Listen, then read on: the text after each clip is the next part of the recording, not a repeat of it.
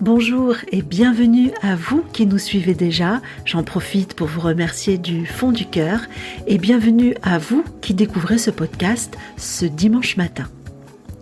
Aujourd'hui, 3 portes de coulisses très différentes les unes des autres. La première porte s'ouvre sur Guy Chouraki, comédien et professeur de théâtre à la Danse des mots. Vous avez déjà entendu Guy à ce micro. Cette fois, il nous parle d'une personne importante dans son parcours de comédien. La deuxième porte s'ouvre sur Nathalie Ardillier, une artiste aux multiples talents, et celui sur lequel je me suis arrêtée pour l'interview est son talent de danseuse de claquettes. Une discipline assez méconnue en France, vous allez voir, on va apprendre pas mal de choses.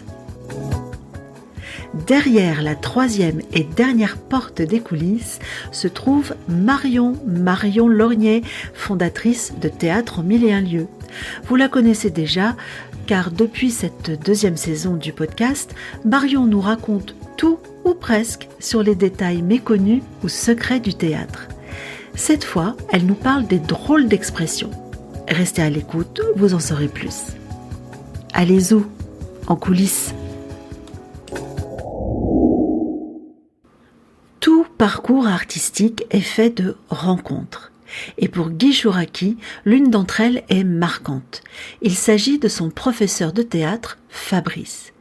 Et vous allez constater, à l'écoute de son récit, que ce professeur avait une forte personnalité. Il y a eu une personne que je nommerai mon mentor qui m'a ouvert la voie du théâtre, véritablement. Je me souviens avoir pénétré pour la première fois à la Maison des Jeunes et de la Culture du 20e arrondissement de Paris, qu'on appelait à l'époque la Maison des Amandiers d'ailleurs. C'était dans les années 80 et je voulais m'inscrire à un atelier théâtre. Cette EMJC était située rue des Amandiers, justement, elle y est encore. Et pour l'anecdote, on confondra plus tard la Maison des Amandiers avec les Amandiers de Nanterre, mais ceci est une autre histoire. Et c'est là-bas que j'ai rencontré mon futur animateur, Fabrice Nadar. Fabrice Nadar, il a également fondé sa propre compagnie à l'époque. Il avait sa compagnie, la compagnie Mira Nadar. Très rapidement, le courant est passé. D'abord parce que j'étais décidé à me laisser porter par mon désir de découverte, et ensuite parce que Fabrice a su m'entraîner. Je dirais plutôt nous entraîner, parce que c'était un cours collectif, à nous entraîner sur scène, grâce à la technique, bien sûr, mais il avait surtout sa technique. Mais d'abord, avant tout, il faut que je vous dise qu'il nous fit tout de suite visiter la grande salle, le grand théâtre principal de cette Maison des Amandiers, une salle où il y a 250 places. On a visité la salle, on a visité la régie, les projecteurs, et juste à côté, il y avait une autre petite salle attenante qui donnait sur les coulisses de la grande salle, avec un plateau un peu plus petit. Et je revois encore cette salle avec un plateau semi-circulaire. Il y avait juste 1 ou 2 projecteurs, et c'est cette salle qui deviendra notre salle de répétition pour l'atelier théâtre. Alors je vous laisse imaginer comment la magie a pu d'emblée opérer quand j'étais sur scène pour la première fois, avec tous ces fauteuils vides en face de moi. C'était un véritable gouffre, mais Fabrice, il était là, derrière nous, pour nous préparer à tout ça, en fait. Alors c'était quoi son truc ? Mais quand j'y repense, il y avait d'abord son jeu, quand il était acteur lui-même sur scène. Et puis quand il travaillait avec nous, il avait une sorte de fougue pédagogique, un enthousiasme, une impétuosité. Tout ça, c'était doublé d'une très très grande générosité. Tout cela a un petit peu déteint sur moi, à tel point que peu de temps, et beaucoup de travail après, on me fera remarquer combien mon jeu, qui était souvent passionné, ressemblait à celui de Fabrice, comme une sorte de mimétisme que j'avais adopté un peu malgré moi, mais faut en reparler, mais c'est pas sûr que ce soit vraiment malgré moi. Fabrice d'ailleurs se produisait avec sa compagnie dans des créations auxquelles j'assistais, et évidemment je m'identifiais peut-être un petit peu avec lui. Fabrice, parallèlement à son travail, c'était sa vie également. Il était pratiquant du bouddhisme.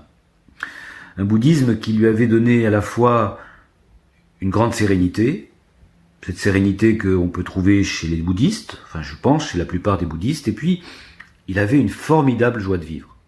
Une formidable joie de vivre qui transparaissait systématiquement dans son jeu d'acteur, comme je disais tout à l'heure, mais également dans la direction d'acteur, c'est-à-dire dans la conduite de son atelier théâtre avec nous, que ce soit en collectif ou en individuel. Et je me souviens par exemple que quand j'étais en travail individuel avec lui, quand il me faisait répéter certains monologues ou autres, eh bien, il venait me secouer gentiment par les épaules au bout d'un moment en me disant « Mais maintenant, tu as les capacités, vas-y, la passion, serre-t'en de cette capacité, tu en as les moyens. » Alors là, on peut dire que j'avais trouvé en Fabrice l'animateur idéal, dans le sens où il était capable de me faire sortir un peu de mes retranchements, hein, de mes zones de confort, comme on dit aujourd'hui, et je lui accordais une confiance absolue en fait. Il conduisait son atelier également avec toujours l'objectif de monter un spectacle dans lequel il alliait les monologues et un jeu collectif avec des extraits de pièces classiques et contemporaines. S'il faut reparler des monologues, eh bien, du côté des monologues, il en avait beaucoup d'expérience lui-même, et c'est ainsi qu'il m'a proposé d'en travailler. J'ai choisi d'abord le monologue de Don César dans Ruy Blas de Victor Hugo, parce que ça correspondait tout à fait à mon tempérament de l'époque, et surtout à la façon dont Fabrice voulait que je sorte, encore une fois, de ces zones de confort dont je parlais tout à l'heure. Plus tard, il m'a fait travailler également le Journal d'un fou de Nicolas Gogol. Alors là, on s'attaquait aussi à un gros morceau, mais ça a marché. Je l'ai présenté une première fois. Il était toujours derrière, de loin, à m'encourager par ses gestes et par sa préparation. Le travail avec Fabrice, que ce soit toujours en collectif ou en individuel, eh bien, ça passait toujours par une phase préparatoire systématique d'échauffement physique et vocal.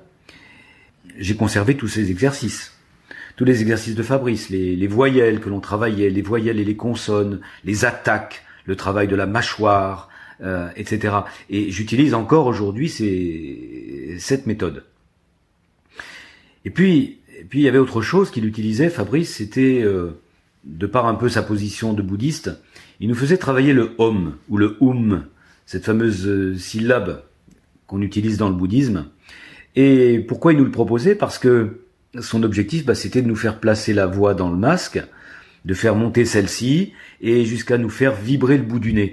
Alors, ça marchait. Le plus incroyable, c'est que ça marchait parce que on arrivait bien à placer notre voix et pouvoir tenir longtemps sur scène avec une voix qui n'allait pas se casser, quoi. Enfin bref, ça c'était par la partie technique. Côté interprétation, eh bien j'ai vite découvert qu'on travaillait avec un grand professionnalisme, un professionnalisme qui était dicté par l'expérience de Fabrice. Et c'est grâce à lui aussi que j'ai découvert, surtout accepté, de pas m'endormir sur mes lauriers, c'est-à-dire de recommencer encore et encore et encore mon entrée, à tenter de lui expliquer sur sa demande pourquoi j'entrais ainsi et pas autrement. Bref, on pourrait dire que c'est un travail classique d'atelier et d'interprétation, mais avec Fabrice, ça prenait une autre dimension. Le temps a passé, les expériences et nos routes se sont séparées une première fois. Elles se sont séparées une première fois, mais le destin, encore lui, nous a fait nous retrouver lors de la présentation d'un conte qu'il avait écrit, un conte pour enfants, qui s'appelle Suna, le petit grain de sable. J'aimais beaucoup le titre de ce conte. Il avait présenté ce conte à la médiathèque de Port-Royal à Paris. Et à la fin de la représentation, c'est là que je lui ai parlé de mon projet, auquel il a adhéré tout de suite. Et le travail a commencé pour aboutir à 3 représentations en 2004 et 2005. Alors ce projet, c'était quoi ? C'était que je voulais monter un travail, un monologue sur la vie et l'œuvre de Paul-Émile Victor. Et grâce à lui, j'ai pu jouer dans la salle de la Société des auteurs, la fameuse SACD, devant un parterre de 70 personnes, journalistes, la famille de Paul-Émile Victor. Et ça, je l'en remercierai toujours. Ça a été un moment absolument hors du commun et qui restera gravé en moi pour la vie, quoi. Finalement, Fabrice a suivi son chemin, encore une fois, mais cette fois, nos routes se sont vraiment séparées. C'est un chemin qu'il a suivi que je soupçonne d'ailleurs, mais que je ne dévoilerai pas. Tandis que moi, de mon côté, fort de l'expérience de vie que j'ai vécue avec lui, oui, eh bien, j'allais poursuivre ma route vers d'autres projets, mais ceci est encore une autre histoire. Les claquettes, ces scènes de danse mythiques dans les films hollywoodiens comme Chantons sous la pluie, un de mes films préférés, eh bien, sachez que les claquettes en France existent bel et bien. Et j'ai fait la jolie rencontre entre spectacle et larmes d'émotion, elle comprendra, la jolie rencontre avec Nathalie Ardillier. Surgie de son cœur, comme guidée vers elle, la danse est venue tracer son chemin où vie personnelle et vie artistique se sont entremêlées. Une interview pleine de découvertes. Tu peux y aller. Oui, bonjour, je suis Nathalie Ardillier, je suis danseuse... Oh, ça y est, c'est bon.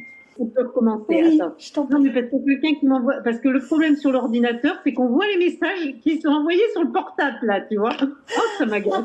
Ok. Quand tu veux. Je suis Nathalie Ardillier, danseuse de claquettes jazz à la base, et surtout artiste qui évolue depuis plus de 25 ans dans le domaine du jeune public et très jeune public. Alors Nathalie, moi quand on me dit claquettes, je pense au film The Artist, qui a eu un très très gros succès en 2011 je crois, et qui rappelle tous ces grands noms des scènes hollywoodiennes comme Gene Kelly, Fred Astaire, Ginger Rogers, etc., etc. Et parmi tous ces noms, je n'en ai pas trouvé de français.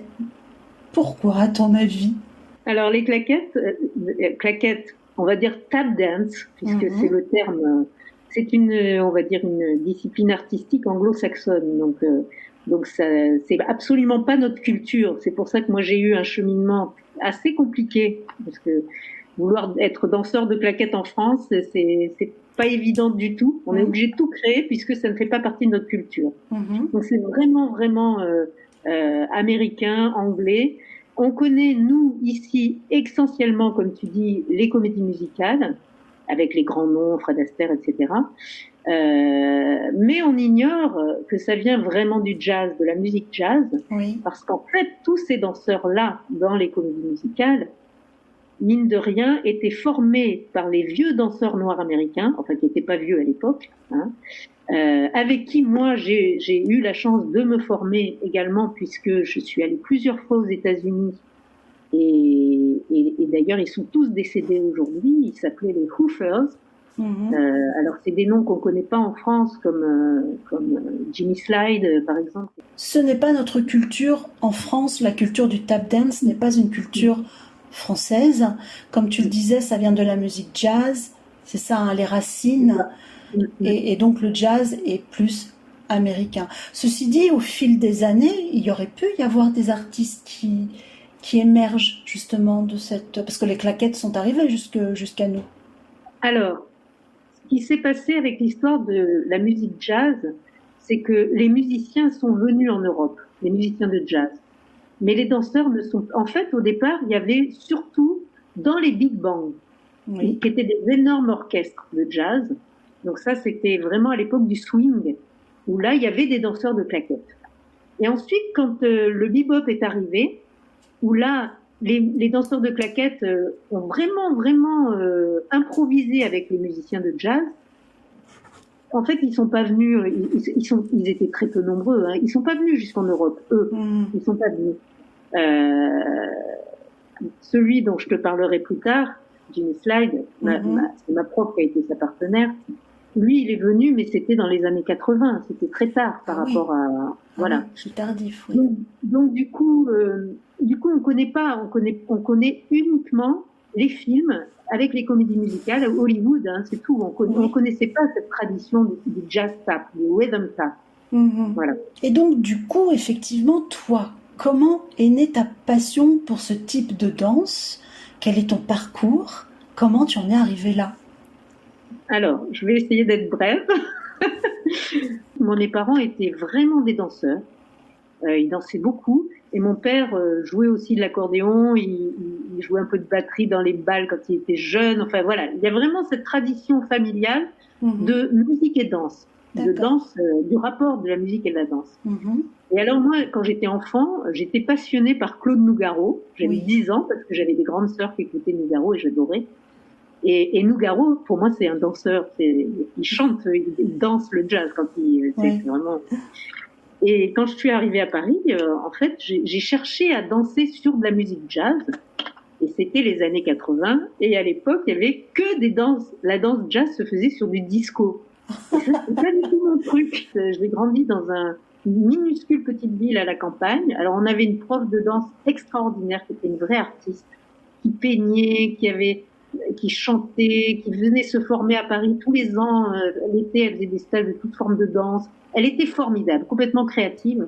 Cette femme a été très importante Mais dans ma famille, tout le monde dansait, mais alors de là à en faire son métier, absolument pas. Donc moi, ça a été, en fait, c'est une fuite. J'ai quitté, en fait, on va dire, vraiment, je suis montée à Paris, quoi. D'accord. Okay. Mais à l'époque, c'était plus pour fuir la famille, on va dire. Donc, j'ai plutôt fait d'abord une formation en documentation, etc., dans le milieu culturel. D'accord. Et c'est par la suite que mais dans mon inconscient, et je te parle pas de ça pour rien, puisque dans mon cheminement, la psychanalyse aura été très importante aussi. Oui. J'aurais jamais créé ce spectacle à petits pas si j'avais pas fait de psychanalyse. Donc, je suis allée au Centre américain parce que je me suis dit, là, je vais sans doute entendre du jazz. Quoi. Oui. Et effectivement, j'entends sur un piano quelqu'un qui jouait du jazz et je rentre et c'était Sarah Petronio qui est devenue ma prof de claquettes en fait, qui donnait un cours de claquettes jazz. Et c'est comme ça que j'ai complètement flashé et c'est comme ça que voilà. Mais à l'époque, je travaillais à la documentation, à la préfiguration de la Cité de la musique. Oui. C'était l'Institut de pédagogie musicale et chorégraphique, là où je travaillais. J'avais pas du tout prévu de me lancer dans une carrière artistique, même si quand j'étais enfant, ça aurait été mon fantasme et mon rêve. Mais voilà, de là à en faire son métier. Et puis j'ai économisé mes petits sous et je suis partie aux États-Unis. En fait, je suis partie plusieurs fois. Ouais. J'ai eu une bourse. La première fois, j'ai eu une bourse.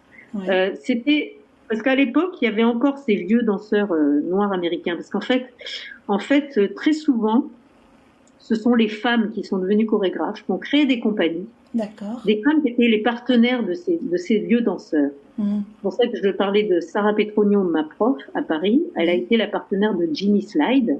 D'accord. Alors elle a créé une compagnie quand mais moi j'étais pas à Paris à l'époque, au Centre américain, mais après elle est repartie aux États-Unis, donc j'ai pas pu, voilà. Et du coup, j'ai tout fait pour rentrer dans une compagnie à New York. Ça s'appelait Manhattan Tap. Parce que la chorégraphe Heather Cornell voulait nous faire rentrer dans une troupe d'apprentis en fait qui allait dans les écoles, qui faisaient des spectacles dans les écoles. Et c'est l'année où les visas se sont durcis et j'ai jamais réussi. Il aurait fallu que j'ai une carte verte et j'ai jamais réussi à l'avoir. Oui. Et c'est comme ça que je me suis retrouvée sur le divan du psychanalyste et que j'ai créé à petits pas. On va y revenir. Cet échec, le fait de ne pas avoir pu rentrer dans cette compagnie à New York, que finalement j'ai atterri à cet endroit-là, la vie m'a amené qui était beaucoup plus ma place.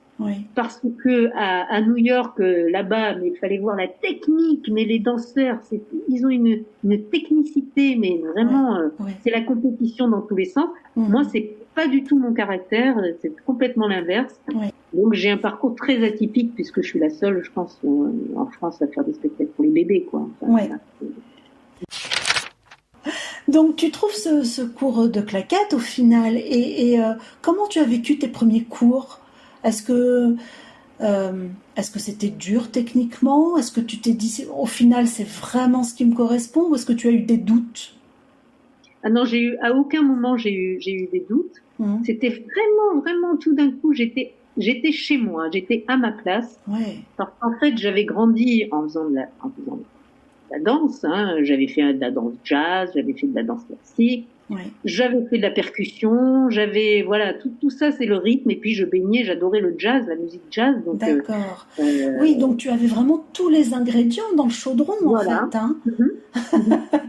C'est ça, et il te manquait plus que concrétiser et d'assembler tous ces ingrédients-là. Pour pratiquer les claquettes, est-ce qu'il faut des aptitudes physiques particulières? Est-ce qu'il y a des difficultés spécifiques à travailler, à dépasser? Alors, tout à l'heure, tu m'as demandé si ça avait été difficile au départ. Moi, j'ai jamais, parce qu'en fait, j'ai eu la chance d'avoir un maître, hein, puisque Sarah Petronio, c'est vraiment une grande artiste et une pédagogue hors pair.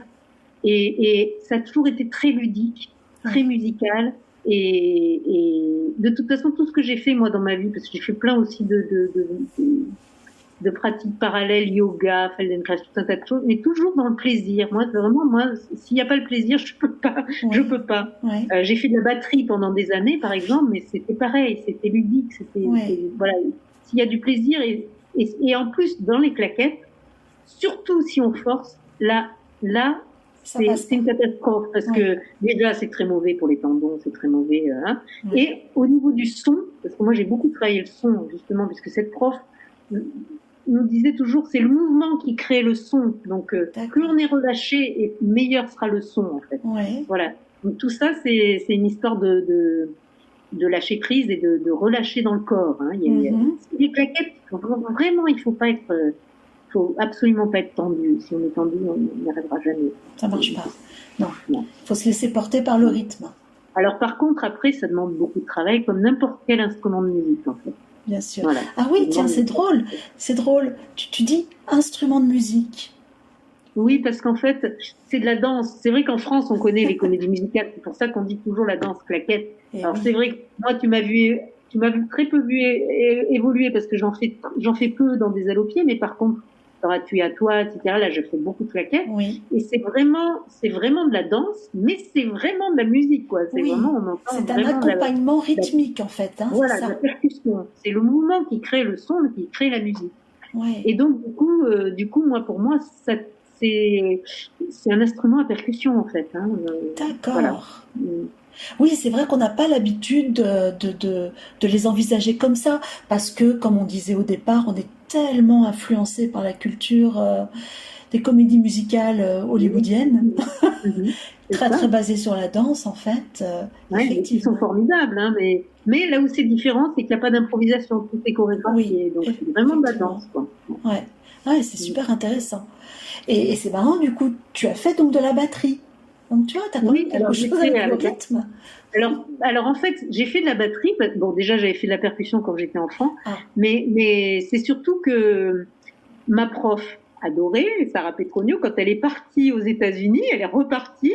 Moi, je me suis retrouvée en France. Il n'y avait pas grand monde avec qui j'avais envie de travailler parce que dans cette tradition vraiment du jazz. Donc du coup, je suis allée chez tous les grands profs de claquettes à Paris, mais j'allais aux États-Unis tous les ans me former, enfin dès que je pouvais. Mais surtout, pour moi, ce qui était évident, et en plus j'avais envie d'en faire, c'est que je me suis dit, je vais faire de la batterie. Déjà au niveau du tempo, travailler le tempo pour être dans le tempo. Parce qu'un danseur de claquettes, il aura beau faire tout ce qu'il veut, s'il n'est pas dans le tempo, ça sonne pas, c'est ridicule, quoi. Mais c'est pas évident d'être dans le tempo, et la batterie, ça aide beaucoup. Voilà. Donc j'ai eu la chance de travailler avec un grand musicien de jazz, français, qui s'appelle Christophe Marié. Et donc je faisais du shabada tous les jours chez moi. Je travaillais 1 heure par jour ma batterie, quoi, pendant 3 ans. Ouais. Tu as dit plusieurs fois, je n'aurais jamais pensé devenir artiste, danseuse, professionnelle, etc. Mais du coup, à quel moment tu as fait la bascule, justement? À quel moment ça s'est professionnalisé? Alors c'est très concret, en fait. Ouais. Parce que je travaillais à la préfiguration la Cité de la Musique. Oui. On avait des contrats qui se renouvelaient tous les ans. On avait des contrats à durée déterminée d'1 an, en fait. Oui. Et le jour où il a fallu signer le contrat à durée indéterminée, parce qu'on passait dans les locaux définitifs de la Cité de la Musique, et ben là, j'ai quitté. Donc, du coup, j'ai pu avoir le chômage, j'ai commencé à donner des cours, etc. Et c'est très concret, hein, oui, la façon dont ça s'est fait. Mais, alors, par contre, pour répondre plus à ta question de façon... de ce qui me portait, c'est que je dis toujours, je n'avais pas le choix. On me dit oui, mais on a toujours le choix. Et moi je dis toujours, c'était ça ou l'asile psychiatrique, parce que je sais que si j'avais pas fait ça, j'aurais sombré dans une dépression. Ouais. Voilà. Et c'était vraiment, j'avais pas le choix. Ça s'est fait parce que j'avais pas le choix. Mais je pense, après coup, que si j'avais vraiment réfléchi, j'y serais peut-être pas allée aussi facilement, parce que ça n'a pas été simple non plus. Ça s'est pas fait en 2 jours, quoi. Voilà. Oui, non, j'imagine. J'avais quand même 23 ans, hein, quand même. Ouais. Donc, voilà. Ouais. C'est tardif pour commencer une carrière de danseuse, c'est ça? 23 ans? Danseur de claquettes en France, il y a pas de boulot et qu'on connaît rien à part les cours. Moi, j'ai enseigné 11 ans quand même, hein. Oui. Essentiellement aux enfants. C'est aussi tout ça qui a fait que j'ai créé pour les enfants après, hein. Mm-hmm. D'accord. Justement, on va parler de tout ton travail avec les enfants. Donc, tu as développé plusieurs spectacles à destination du jeune public. C'était important pour toi de travailler vers le jeune public? Parce que c'est un choix. En fait, ça s'est fait vraiment complètement naturellement. Oui. Oui, c'est un choix, bien sûr, puisque c'est... Et d'ailleurs, les spectacles pour les tout petits, en 2000, puisqu'on l'a créé en 99 à Petits Pas, on était très peu nombreux. Hein. Oui. Il y a 20 ans, on n'était vraiment pas nombreux. Et du coup, dès qu'on crée un spectacle de qualité, il tournait énormément, puisqu'il y en avait peu. Bien sûr, oui. Et en fait, moi, ça s'est fait naturellement dans le sens où j'avais beaucoup enseigné aux enfants, et à partir de 3 ans, alors qu'en France, on les prend à 6 ans, parce qu'aux États-Unis, c'est 3 ans. Donc moi, je faisais ça.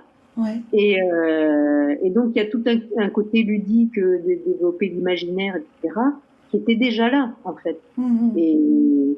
Et quand on m'a proposé de créer un spectacle, pour moi, c'était un petit peu la suite logique aussi. Enfin, voilà, c'était de façon très, très naturelle. D'accord. C'est pas du tout quelque chose que j'ai cherché.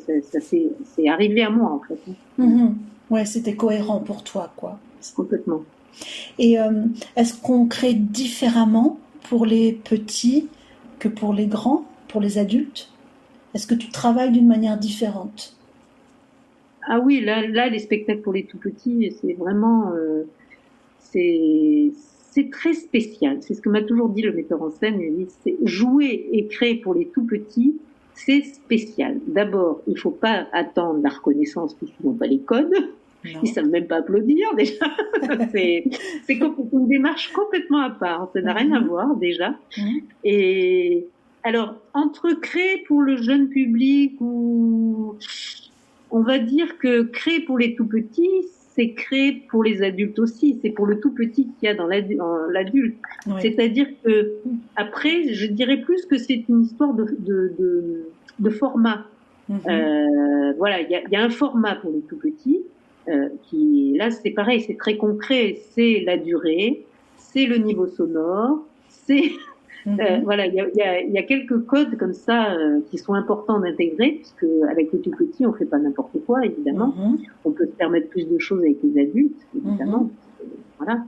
Mais avec le tout petit en même temps il y a une espèce de liberté énorme puisque lui il découvre la vie et puis on a tout tout à lui transmettre, quoi. Donc c'est un espace de créativité vraiment très. Moi personnellement, enfin, ça n'a rien à voir parce que quand je jouais avec les musiciens de jazz, c'était voilà, on jouait sur des standards ou sur des compositions. Moi, j'écrivais ma partition, etc. J'improvisais sur des. Mais c'était de la musique en fait. C'était voilà, c'était plus de la musique puisque moi j'ai jamais fait vraiment des choses. Alors il y avait des chorégraphies sur le thème, mais c'était très improvisé puisque je viens de là. Hein. Mais après une fois qu'on crée pour les bébés, c'est vrai que j'aurais pu garder ce format de chanson, mais je suis allée vers des spectacles, j'allais dire qui m'ont emmené ailleurs en fait. Pour créer tes spectacles, tu t'inspires de qui, de quoi? Où vas-tu chercher les idées pour que tes pieds répondent à tout ça? Alors, en fait, quand je dis à petits pas, parce que je vais parler vraiment d'à petits pas, puisque c'est le seul où j'ai impulsé l'idée à petits pas à la base. C'est un spectacle que je devais écrire seule, donc c'est pour ça que j'avais écrit une histoire de pied en fait au départ. Voilà, c'était ça. Et quand je dis que c'est vraiment la psychanalyse qui m'a fait écrire ce spectacle, c'est que je l'ai écrit sur le divan. C'est-à-dire que ça a été vraiment tout mon cheminement. C'est vraiment mon cheminement que j'ai mis dans ce spectacle.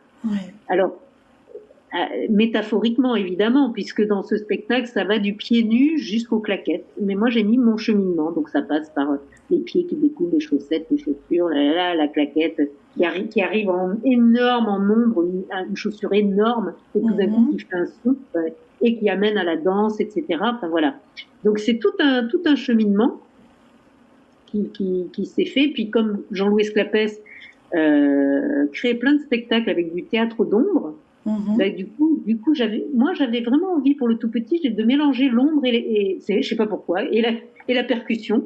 Et donc, du coup, voilà, on a créé ce spectacle qui mélangeait de la projection avec la lanterne magique, projection de théâtre d'ombre. Et puis, c'est cette image, en fait, du bébé dans son landau, dans son berceau, qui a les pieds en l'air et qui joue avec ses pieds. Ce spectacle est parti de cette image-là, en fait. Qui est une des premières images du spectacle, en fait. Oui, on revient un petit peu à l'idée de l'enfance dont tu parlais tout à l'heure, quoi. Ça oui, reste... parce que quand je parle de psychanalyse aussi, je l'ai réalisé vraiment, vraiment, vraiment, mais c'est très personnel. Hein, et puis, moi, j'ai pas eu d'enfant, donc il y a beaucoup de femmes aussi qui créent parce que le jour où elles tombent enceintes, elles ont ce désir aussi. Moi, ça n'a pas du tout été ça. Mais par contre, quand je dis la psychanalyse, c'est que vraiment, vraiment, moi, je sais que j'ai travaillé quelque chose de ma petite enfance. Quand j'ai préparé un petit peu l'interview, je suis allée un petit peu voir un petit peu ce qui se disait sur la tap dance, claquette et tout ça. Et j'ai vu qu'il y avait tout un vocabulaire. Enfin, très souvent d'ailleurs, comme dans la musique ou comme dans la danse, il y a un vocabulaire pour désigner les sons, les rythmes, les gestes. J'en ai sélectionné 3. Si je te les donne, est-ce que tu peux nous les expliquer rapidement? Hein? Par exemple, il y en a 3 que j'ai trouvé amusants. Il y en a un, c'est hop. Hop, c'est quand on saute. Hop. Hop. Hop. C'est un petit mot, en fait. J'ai trouvé clic. Je connais pas trop clic, mais... non, parce qu'en plus, il y a des gens qui... Il y a plusieurs vocabulaires, si tu veux. Plus, ça, oui, c'est voilà, ça. t'as des gens qui... Alors, clic, non, ça me dit rien du tout. Toi, ça ne dit rien. On passe. J'ai trouvé stomp. Stomp, c'est le pied entier. Quand on met le pied entier. Voilà. Ouais. On peut dire stamp ou stomp. Ouais. Ok. Bon, on pourrait continuer. Mais tu vois, par exemple, dig, c'est un trou en anglais. Oui. Donc, on pointe la pointe sur le sol. To dig. Voilà. Et d'ailleurs, dans mon spectacle des ailes aux pieds, à un moment donné, je les chante. Oui. Tu t'en rappelles pas, mais tu sais, je dis cela. Et je fais... Parce que je trouve ça intéressant d'utiliser ce vocabulaire. Mais carrément, oui, je me souviens très bien que tu fais ça dans le spectacle, mais je n'avais pas fait la relation entre vocabulaire et gestes, effectivement. Oui, c'est ça, oui. C'est chouette. En tout cas, je voulais vraiment te remercier parce que ça a été un vrai plaisir de parler des claquettes, parce qu'on n'a pas souvent l'occasion, en tout cas.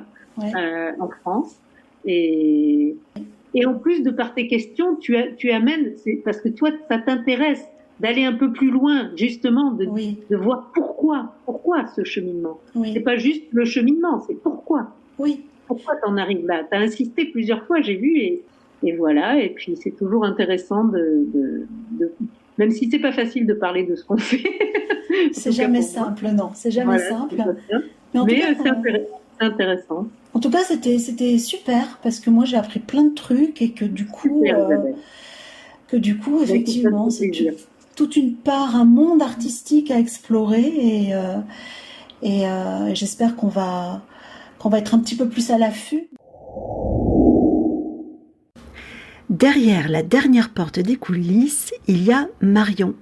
Et Marion, elle, nous raconte toutes les choses méconnues ou un peu secrètes du théâtre. Aujourd'hui, c'est les expressions. Dis donc Marion, qu'est-ce que tu peux nous raconter si je te dis dindon, farce et tabac? Dindon, farce et tabac. A priori, tous ces mots n'ont rien à voir avec le monde du spectacle. Et pourtant, on les retrouve dans certaines expressions très populaires dans l'univers du théâtre.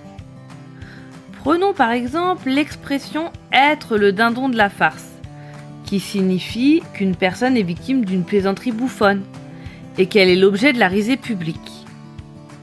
L'origine de cette expression n'a pas grand-chose à voir avec l'univers culinaire, mais plutôt avec le théâtre. Au XVIIe siècle, un dindon est un homme vaniteux et stupide, donc facile à berner, ou, dans un langage plus familier, facile à plumer. Quant à la farce, il ne s'agit pas du tout du mélange de viande et d'herbe, mais d'un genre théâtral. Au Moyen-Âge, les farces étaient des interludes improvisés et farfelus, joués sur le parvis des églises par des acteurs au milieu d'un drame religieux qu'on appelait mystère. Ces farces mettaient en scène des personnages souvent grotesques et vivant des situations ridicules, où régnaient tromperie, ruse et mystification. C'est donc comme cela qu'est née l'expression « être le dindon de la farce ». Mais à contrario de cet exemple, certaines expressions utilisées au théâtre trouvent leurs origines dans un univers très éloigné de celui du 6e art. Prenons par exemple l'expression « faire un tabac », qui est utilisée pour qualifier le grand succès d'une pièce de théâtre. Eh bien, cette expression n'a rien à voir à la base avec l'univers théâtral. Elle provient de plusieurs glissements sémantiques, c'est-à-dire de plusieurs changements de sens d'un mot. Si l'orthographe actuelle de tabac est T-A-B-A-C, celle du tabac à fumer, à l'origine, on écrivait plutôt tabassa ou tabasta ou tabasse. T-A-B-A-S. Ces mots d'origine occitane signifiaient frapper à grands coups ou faire beaucoup de bruit. On trouve encore d'ailleurs cette forme d'écriture dans le verbe tabasser qui signifie rouer de coups. Alors par homonyme, c'est-à-dire le fait que deux mots se prononcent ou s'écrivent pareil, eh bien au XIXe siècle, tabac, T-A-B-A-S, s'est confondu avec tabac, T-A-B-A-C. Et c'est l'orthographe de ce dernier qui est devenue la norme. On utilise ainsi la locution passer à tabac, T-A-B-A-C, et non plus à tabac, T-A-B-A-S, comme synonyme de tabasser. Au XIXe siècle, le tabac, T-A-B-A-C, signifiait donc faire beaucoup de bruit. L'hypothèse de son usage pour décrire les applaudissements fournis et bruyants à la fin d'un spectacle semble donc parfaitement pertinente. À noter qu'au début du XXe siècle, pour un acteur, l'expression « avoir le gros tabac » signifiait être très très apprécié. Aujourd'hui, on utilise plutôt l'expression « brûler les planches », c'est-à-dire jouer la comédie avec talent et remporter un immense succès. Le verbe brûler fait référence aux bougies que l'on plaçait jadis sur scène pour éclairer les acteurs. Ainsi, plus un acteur jouait, plus il brûlait de bougies et donc plus il avait de succès. Mais si une pièce ne rencontre aucun succès, on se retrouve confronté alors à l'expression « faire rire le velours ». Et oui, la hantise des gens du spectacle, qu'ils soient sur la scène ou dans les coulisses, est de faire rire le velours. Autrement dit, de jouer devant une salle quasi vide. Le velours dont on parle ici, c'est celui des fauteuils du théâtre. Un velours rouge spécial qu'on appelle d'ailleurs rouge théâtre. Ce rouge fut choisi par Napoléon, qui voulait se démarquer ainsi des théâtres de l'Ancien Régime, dont les fauteuils étaient souvent bleus. Voilà, maintenant vous savez tout, ou presque, de ces drôles d'expressions du théâtre.